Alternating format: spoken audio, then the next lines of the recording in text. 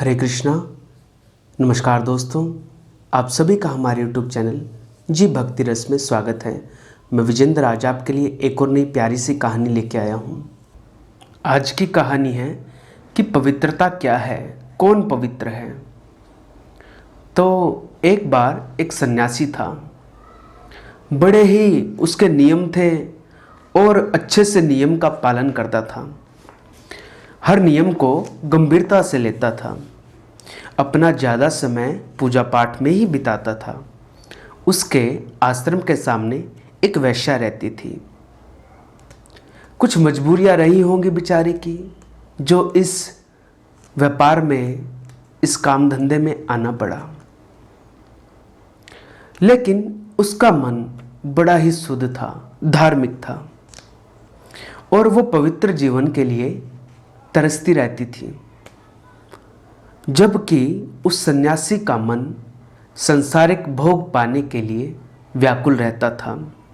सालों बीत गए। भाग्य के खेल से ऐसा हुआ कि दोनों की मृत्यु एक ही दिन हुई। सन्यासी का शव बड़े ही शान से नगर की मुख्य सड़कों पर घुमाया गया, जुलूस निकाला गया। जबकि उस वैश्या के शव को ऐसे ही कहीं भी फेंक दिया गया, जहां जंगली कुत्ते उसे नोचने लगे, उसे खाने लगे। बाद में भगवान के दूत आए और उस वैश्या की आत्मा को लेकर चले गए अपने लोक में। जबकि सन्यासी की आत्मा को लेने के लिए यमराज के यमदूत आए हैं। परेशान होकर सन्यासी की आत्मा ने विष्णु के उन दूतों से पूछा जो उस वैश्या की आत्मा को लेके गए हैं कि श्रीमान एक बात बताइए, मैंने पूरी जिंदगी संयम, धार्मिकता, कठोरता और गंभीरता से अपने सन्यास जीवन का पालन किया है, पर मुझे नरक की सजा मिल रही है। और इस वैश्या ने सारी जिंदगी कोई भी अच्छा काम नहीं किया और इसे आप अपने लोक में लेके जा रहे हैं, अपने धाम में लेके जा रहे हैं, स्वर्ग लेके जा रहे हैं। क्या ये न्याय संगत है? क्या ये ईश्वर का न्याय है?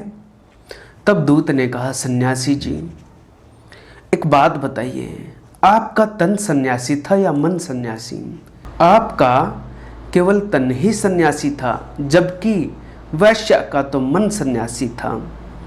इसलिए आपके तन को पूरे सम्मान के साथ ले जाया गया, जुलूस निकाला गया, फिर अंतिम संस्कार आपका किया गया।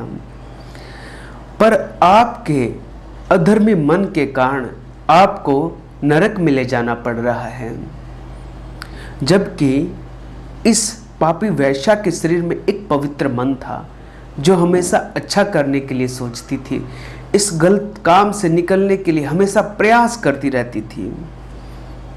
इस पवित्र मन के कारण इसको यहाँ लाया गया, लेकिन इसका शरीर ऐसा था, इसलिए इसके शरीर को जंगली कुत्तों के सामने डाला गया। लेकिन पवित्र मन के कारण यह आज परमात्मा के धाम में जा रही है। अब आप ही बताएं, इसमें अन्याय कहाँ है? क्या ये न्याय संगत बात नहीं है?